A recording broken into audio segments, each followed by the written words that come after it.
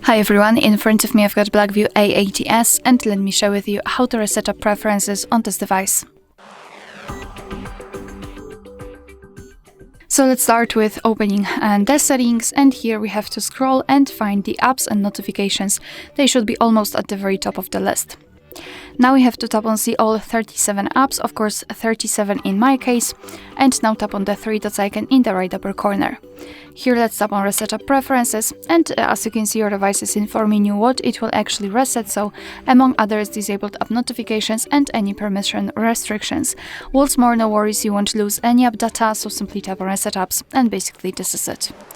Alright, so that will be all. Thank you so much for watching. I hope that this video was helpful, and if it was, please hit the subscribe button and leave the thumbs up.